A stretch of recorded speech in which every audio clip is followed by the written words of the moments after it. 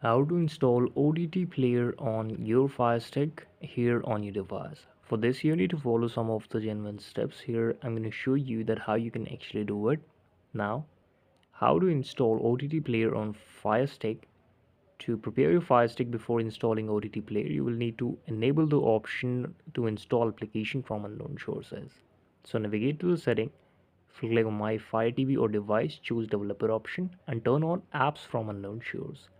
To install OTT player, first need to download the downloader app. Go to the home screen, select search icon, type a downloader and select it from the results. Click the download and install the downloader app on your device. Open the downloader app. In the URL field, enter the OTT player download link provided by IPTV Trends. Click go and wait for the download to complete. Select install to install OTT player on your Fire Stick. Once the installation is complete, click open to launch it. This is the video. Thank you so much for watching it.